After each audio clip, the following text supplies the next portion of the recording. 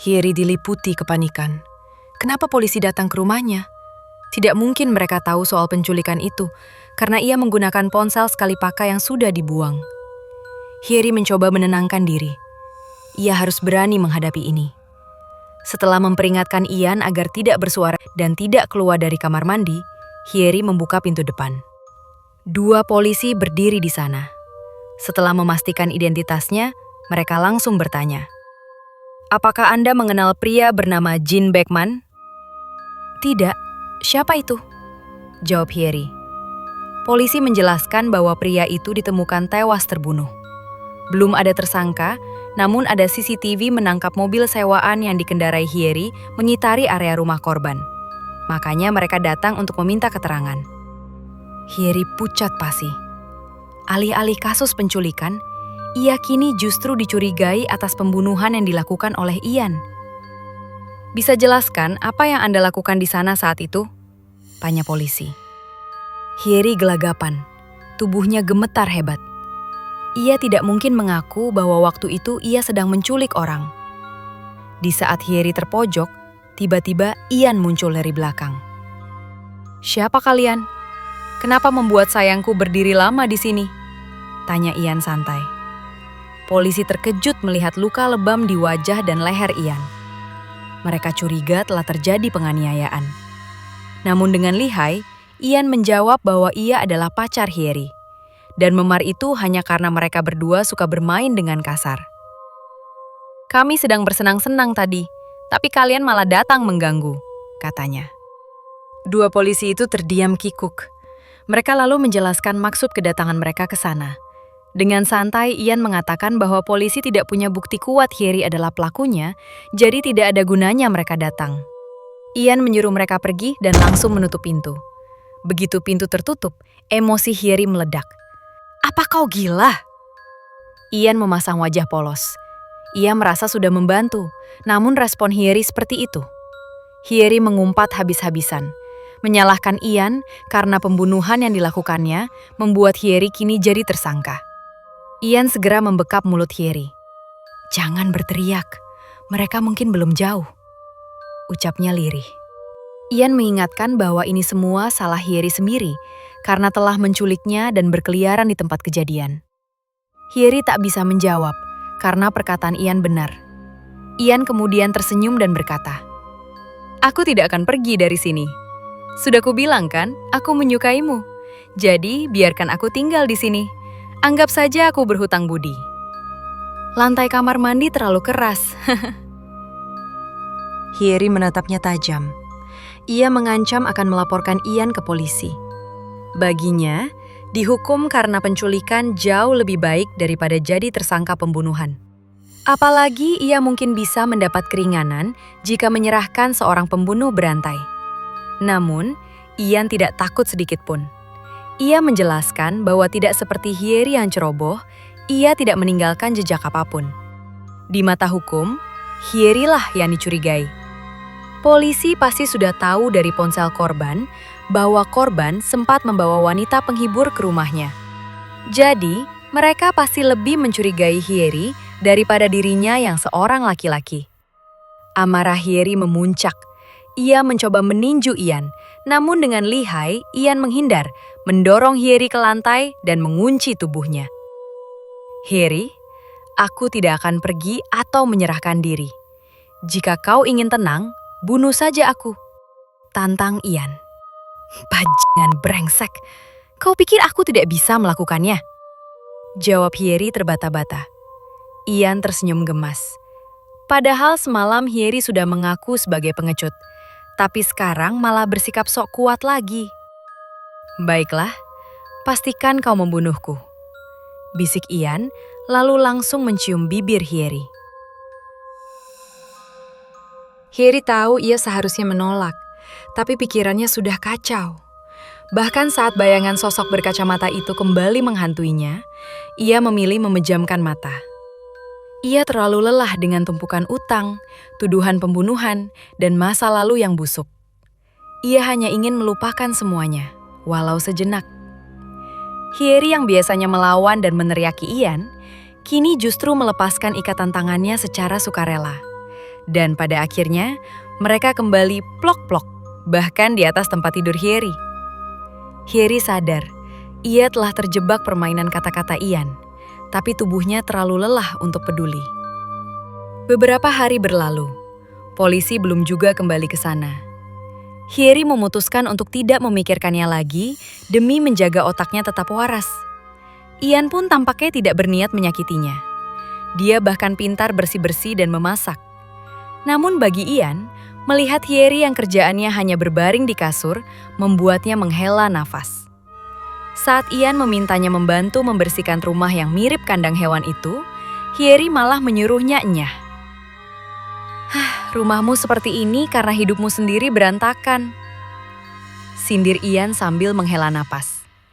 Ia lalu memilih pergi dan akan mengerjakan semuanya sendiri. Lagi pula ia tinggal gratis di sana.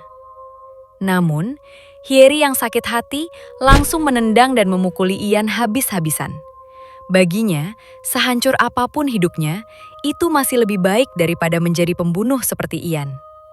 Tapi lagi-lagi, semua pukulan itu justru membuat Ian terangang. Mereka pun kembali berakhir melakukan plok-plok. Bagi Hyeri sekarang, tubuh Ian adalah pelarian paling instan untuk menenangkan pikirannya. Esoknya, saat makan bersama, Hyeri bertanya dari mana Ian mendapatkan bahan-bahan untuk memasak. Dengan santai, Ian mengaku membelinya menggunakan uang dari dompet Hyeri saat ia tidur. Hyeri pun langsung mengomel. Tapi, Ian dengan lembut mengusap sisa makanan yang belepotan di bibir Hyeri. Masih sempatnya marah-marah, padahal makannya lahap sekali. Tadi juga kau bilang terima kasih saat kuhidangkan makanan dan langsung makan begitu saja. Kau harus makan dengan layak agar tetap hidup seperti manusia, ucap Ian lembut. Hyeri terdiam dan melanjutkan makannya dengan tenang.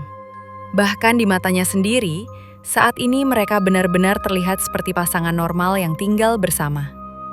Namun, ketenangan itu hancur saat tiba-tiba pintu depan kembali digedor. Sebuah suara yang familiar bagi Hyeri pun terdengar memanggilnya, memaksanya keluar. Hyeri berdiri dan meminta Ian untuk tidak seenaknya sendiri seperti sebelumnya. Lalu dengan langkah gemetar, ia membuka pintu. Kali ini bukan polisi, melainkan dua rentenir yang langsung menjambak rambut Hyeri karena ia belum membayar utang. Kenyataan pahit seolah menghantam Hyeri kembali. Dari awal, masalah utama dalam hidupnya yang sampai membuatnya nekat menculik adalah utang. Pada akhirnya, Hyeri terpaksa menyerahkan semua uang yang ia miliki saat ini. Ia berjanji akan membayar bunganya asal diberi sedikit waktu. Rentenir itu pun menyarankan Hyeri menjual tubuhnya agar bisa mendapat uang secara cepat. Ia bahkan menawarkan bantuan untuk mendapatkan pelanggan. Namun, Hyeri hanya memohon agar diberi lebih banyak waktu. Si rentenir langsung mendorong Hyeri dan mengancam untuk cepat membayar. Mereka tidak akan memberi banyak waktu lagi. Tepat ketika mereka akhirnya pergi, Hyeri langsung berlari ke arah Ian dan menerjangnya. Tanpa mengucapkan sepatah kata pun, ia memplok-plok Ian bak orang kesetanan. Ian menggenggam tangan Hyeri, menawarkan bantuan. Ia akan melakukan apapun yang Hyeri minta. Tapi untuk saat ini, Hyeri hanya ingin menenangkan pikirannya dengan kenikmatan sesaat. Seperti biasa, Ian memasak, lalu menyajikan makanan dan menyuruh Hyeri makan. Namun, Hyeri hanya duduk melamun, tak merespons. Hal ini membuat Ian khawatir. Ia pun menyendokkan makanan untuk Hyeri dan bertanya apakah Hyeri tidak puas dengan burungnya, atau hanya ingin disuapi. Dan tentu saja, Hyeri langsung mengomel. Kau kenapa? Apa kau takut lintah darat itu akan datang lagi? Kau tidak benar-benar berniat menjual tubuhmu, kan? Daripada seperti itu, lebih baik kita kawin lari saja malam-malam. Yah, aku tahu tidak akan semudah itu. Tapi setidaknya untuk saat ini, kau harus bertahan hidup dulu, ujar Ian. Diamlah, bukan seperti itu. Aku hanya sedang berpikir, sahut Hyeri sambil memegangi kepalanya yang pening. Berpikir soal apa? Tanya Ian sambil menaruh makanan ke sendok Hyeri. Tatapan Hyeri berubah getir. Aku sedang berpikir, kapan persisnya hidupku mulai berantakan. Hyeri pun mulai bercerita. Semuanya bermula saat ia SMA. Saat itu, ada seorang temannya yang meninggal dunia. Dia adalah seorang yatim piatu yang tinggal bersama nenek dan adik laki-lakinya dalam kemiskinan. Tapi dia sangat baik dan juga pintar belajar. Dia jauh lebih baik daripada orang bodoh sepertiku. Dia meninggal saat usianya masih 18 tahun. Ucap Hyeri. Kejadian itu cukup membuat Hyeri trauma. Namun, tepat ketika Hyeri sudah hampir bisa melupakan tentangnya, ia justru muncul lagi, dimanapun bak hantu. Dia mungkin marah padaku, karena aku yang telah membunuhnya. Cerita flashback ke masa lalu. Dulu saat kecil, Hyeri dan Lee Hye-sung, si anak berkacamata, adalah teman bermain yang akrab. Namun saat menginjak SMP, Hyeri mulai bergaul dengan anak-anak nakal dan perlahan melupakan Hye-sung. Memasuki SMA, teman-teman Hyeri mulai membuli Hye-sung hanya karena ia berani menegur mereka yang sedang merokok. Suatu hari, Hyeri menemukan Hye-sung duduk sendirian dengan wajah babak belur. Saat ditanya apakah Hyun-suk, temannya, yang melakukannya, Hye-sung justru menatapnya getir. "Kau banyak berubah, Hyeri. Apa kau ingat adikku Sonu? Dia selalu menanyakan kabarmu. Ia ingat betapa baiknya kau dulu. Aku pun dulu berpikir begitu, tapi sekarang aku tidak tahu lagi." Ucap Hye-sung sebelum pergi meninggalkan Hyeri. Gadis itu terdiam, merasa tertampar. Ia kemudian mencoba memperingatkan Hyun-suk agar berhenti membuli Hye-sung. Namun tentu saja Hyun-suk menolak. Ia justru punya rencana yang gila, menjadikan rumah Hye-sung sebagai base camp mereka karena lokasinya yang sepi penduduk dan hanya ada nenek juga adik Hye-sung di sana. Mendengar itu, amarah Hyeri meledak. Ia menghajar Hyun-suk habis-habisan hingga pemuda itu tumbang. Hyeri tidak merasa melakukannya demi keadilan. Ia hanya merasa malu melihat Hye-sung yang miskin tapi berprestasi, sementara teman-temannya hanyalah berandalan sampah yang merasa hebat dengan menindas orang yang mereka anggap lemah. Ia tidak mau disamakan dengan orang-orang menyedihkan itu. Hyun-suk sangat kesal. Ia ingin meminta bantuan ayahnya, namun malu mengakui bahwa ia dipukuli oleh seorang perempuan. Pada akhirnya ia melampiaskan dendamnya pada Hye-sung. Baginya, Hye-sung adalah sasaran empuk yang tak punya siapapun untuk melindunginya. 2 hari kemudian, Hyeri baru mendengar kabar tentang semuanya. Ia berlari ke sebuah pabrik terbengkalai dan menemukan pemandangan yang menghancurkan jiwanya. Tubuh Hye-sung telah membeku di dalam sebuah freezer besar. Pemuda malang itu mati perlahan dalam kedinginan selama 2 hari dengan posisi tubuh tertekuk mengenaskan. Tragisnya, karena ayah Hyun-suk orang berpengaruh, ia bebas dari hukum. Justru Hyeri, orang yang menemukan mayat itu, yang dijebloskan ke penjara remaja dengan tuduhan pembunuhan tak disengaja. Awalnya Hyeri merasa tidak adil. Namun lama-kelamaan, ia mulai menyalahkan dirinya sendiri. Ia merasa jika saja ia tidak sok pahlawan dan tidak memukuli Hyun-suk, Hye-sung tidak akan mati secara menyedihkan seperti itu. Dialah yang telah membunuh Hye-sung. Dia penyebab semuanya terjadi. Rasa bersalah itu menjelma menjadi halusinasi. Bayangan Hye-sung yang membeku terus menghantuinya selama bertahun-tahun, merampas ketenangan hidupnya. Seolah ia memang tidak mau Hyeri hidup tenang. Hyeri tetap hidup, namun jiwanya sudah lama mati. Baginya, setiap hari hanyalah kekosongan. Dan mungkin kematian adalah satu-satunya pelarian yang ia inginkan. 2 bulan telah berlalu sejak Hyeri dan Ian tinggal bersama. Hidup Hyeri yang dulunya kosong tanpa harapan, kini ia mulai berani mengharapkan hari esok yang lebih baik. Suatu pagi, saat Hyeri akan pergi bekerja, Ian berkata bahwa ia besok juga mulai bekerja. Karena ia telah ditawari bekerja di coffee shop dekat sana dengan upah 5.000 won per jam. Mendengar itu, Hyeri merasa kesal. "Apa? Padahal aku dibayar di bawah upah minimum, walaupun sudah mengantar jajangmyeon seharian. Memangnya kau siapa sampai bisa menerima 5.000 won?" serunya. Entahlah. Mungkin karena aku orangnya menyenangkan dan juga tampan, tidak sepertimu. Wajah ini benar-benar sepadan dengan 5.000 won, ujar Ian percaya diri. Hyeri pun langsung menghajar Ian karena sikapnya yang menyebalkan. Namun, keseharian yang berisik inilah yang membuat Hyeri merasa lebih hidup. Pada suatu malam, setelah selesai plok-plok dengan Ian, Hyeri langsung bersiap untuk berangkat ke pekerjaan sampingannya. Ia memiliki 2 pekerjaan yang mati-matian ia lakukan demi melunasi hutang-hutangnya. Sebenarnya, ia telah melunasi pokok hutangnya. Tapi, ia masih harus berjuang membayar bunga yang membengkak. Ia bertekad untuk tak mau lagi lari dari masalah. Sebelum berangkat kerja, Hyeri menyuruh Ian membereskan rumah. "Baiklah, hati-hati suamiku," sahut Ian bercanda. Di perjalanan, sebuah mobil hitam melaju kencang dan hampir menabrak Hyeri. Ternyata, pengemudinya adalah si rentenir.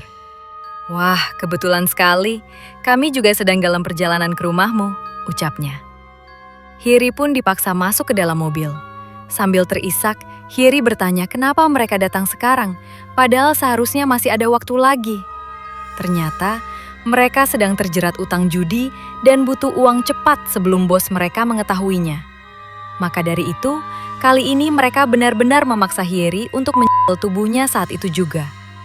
Hyeri merasa tertampar, karena sempat mengharapkan kehidupan yang lebih baik, padahal ia tak pantas. Walau begitu, ia memutuskan untuk melawan. Ia menggigit tangan si rentenir dan melompat keluar dari mobil yang berjalan. Tubuhnya terguling sebentar, lalu dengan sisa tenaganya, Hyeri berlari secepat yang ia bisa. Ia ingin kabur, tapi tak tahu kemana. Saat itu, satu-satunya yang muncul di pikirannya hanyalah Ian. Hyeri berhasil sampai di rumah dan berteriak minta tolong. Namun, para rentenir itu sudah lebih dulu menangkapnya. Di dalam kamar mandi, Ian yang sedang menyikat gigi panik mendengar teriakan Hyeri. Ia mencoba membuka pintu, tapi pintunya macet, tertahan oleh kulkas yang roboh akibat keributan di luar. Hyeri sangat lemas, pandangannya terasa kabur. Ia hanya bisa berkata dengan lirih, meminta tolong. Ian pun mulai mendobrak pintu kamar mandi sekuat tenaga. Sementara Hyeri diseret keluar, dijambak dengan kasar. Pikiran Hyeri melayang. Ia memohon dalam hati, seandainya ia diberi satu kesempatan lagi untuk hidup layak dan menebus dosanya pada Hyesung dan keluarganya yang tersisa. "Tolong, kumohon, tolong biarkan aku hidup, Hyesung," gumamnya lirih pada sosok Hyesung yang muncul di dalam pikirannya. Lalu, Hyeri menusuk leher pria yang menariknya.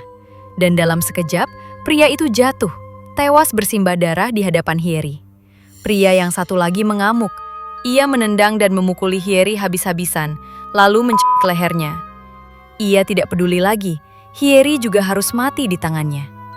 Wajah Hyeri merah padam. Tepat ketika kesadaran Hyeri hampir hilang, Ian telah berhasil keluar dari kamar mandi. Ia menjebol pintu menggunakan wastafel keramik hingga tangannya berdarah-darah. Dengan amarah yang memuncak, Ian langsung menghantamkan wastafel di tangannya, tepat ke kepala pria yang mencekik Hyeri. Kepala Hyeri terasa berputar hebat. Pandangannya kabur, telinganya berdengung, sementara aroma amis darah memenuhi setiap sudut ruangan. Di tengah kekacauan itu, Ian berusaha menyadarkannya. "Hyeri, sadarlah, tenangkan dirimu. Kita harus membereskan ini sekarang juga," seru Ian dengan nada mendesak. Lantai rumah Hyeri telah berubah menjadi genangan merah yang mengerikan. 2 mayat rentenir tergeletak tak bernyawa. Mereka tidak punya waktu. Keributan tadi mungkin sudah sampai ke telinga tetangga atau polisi. Jikapun tidak, bos para preman itu pasti akan mencari mereka dalam hitungan hari. "Jangan khawatir, ini keahlianku. Aku akan membereskan semuanya, kecuali darahnya. Kau harus kuat, Hyeri. Karena kita berdua, ini akan lebih cepat," ucap Ian. Pikiran Hyeri masih melayang, mencoba mencerna semuanya. Ian menatapnya tajam, berusaha menyadarkannya kembali. Mereka harus cepat bergerak jika tidak ingin menghabiskan sisa hidup mereka di penjara. Di malam yang dingin itu, Ian mengendarai mobil para rentenir menuju hutan yang sunyi. Pada kursi belakang, terdapat koper dan tas besar berisi potongan tubuh. Mereka masuk ke tengah hutan yang lembab dan mulai menggali lubang. Seluruh tubuh Hyeri terasa sakit. Udara dingin menusuk tulang, namun hatinya terasa lebih beku. Semuanya bagaikan mimpi buruk yang tidak berujung. Sampai akhirnya, suara Ian memecah kesunyian. Kita harus menggali lebih dalam, agar tidak dibongkar binatang buas. Kata-kata itu seolah menyentak kesadaran Hyeri. Ia menjatuhkan sekopnya, lalu jatuh berlutut di tanah yang lembab. Tubuhnya gemetar hebat, tangisnya pecah menjadi teriakan frustrasi. Padahal, ia hanya ingin hidup normal dan layak. Namun masalah selalu menghantamnya bertubi-tubi. Ia merasa ini adalah karma abadi atas dosa masa lalunya yang tak pernah meninggalkannya. Seharusnya aku mati di dalam pabrik terbengkalai waktu itu. Seharusnya aku ikut mati bersamanya. Isak Hyeri dalam kehancuran. Ian menghentikan kegiatannya dan menatap Hyeri dengan getir. Tiba-tiba, ia mulai bercerita. Ian mengaku alasannya menjadi pembunuh adalah untuk balas dendam. Para orang tua dari orang-orang sampah itu sama busuknya dengan anak mereka. Mereka bahkan tidak merasa bersalah sedikit pun. Aku ingin mereka merasakan pedihnya kehilangan keluarga. Ian terdiam sejenak, lalu melanjutkan. Sudah 3 tahun aku melakukan ini. Sekarang, hanya tersisa 1 orang lagi. Kau. Mata Hyeri terbelalak. Ia terpaku, berusaha mencerna maksud ucapan Ian. Ian menjelaskan bahwa ia telah lama mencari Hyeri. Setelah keluar dari penjara, Hyeri menghilang dan memutus kontak dengan keluarganya sendiri. Awalnya, rencana Ian adalah membunuh anggota keluarga Hyeri. Namun melihat kondisi Hyeri sekarang, rencana itu terasa sia-sia. Apa maksudmu? Tanya Hyeri lirih. Sejujurnya, awalnya aku tidak tahu. Siapa sangka orang yang menculik dan menyekapku ternyata adalah orang yang selama ini ku cari. Suara Ian mulai bergetar, matanya berkaca-kaca. Dan siapa sangka juga, Hyeri Nuna yang ku cari ternyata selama ini sudah hidup di dalam neraka. Benar, Hyeri sudah cukup menderita. Tiada hari yang dilalui wanita itu tanpa rasa bersalah dan penyesalan yang membunuh jiwanya perlahan. Penderitaan Hyeri sudah mencapai titik di mana kematian terdengar seperti sebuah hadiah. Tiba-tiba, hujan turun dengan deras. Udara dingin semakin menusuk, membawa bau tanah yang menyeruak kuat. Apa kau ingat padaku? Tanya Ian. Tanpa Hyeri sadari, meski sudah tinggal bersama selama berbulan-bulan, Ian memang belum pernah memperkenalkan namanya. Dengan sorot mata yang tajam namun penuh kesedihan, pemuda itu lalu berkata, "Namaku adalah Lee Sonu, adik dari orang yang kau temukan membeku di dalam freezer, Lee Hyesung."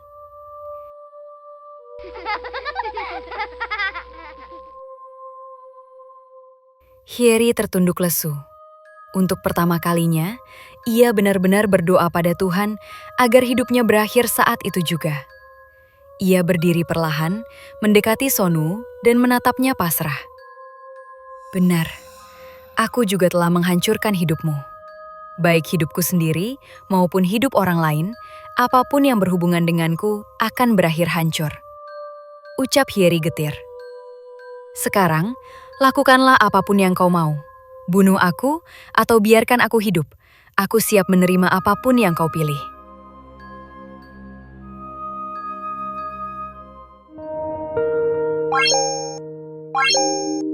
Bye.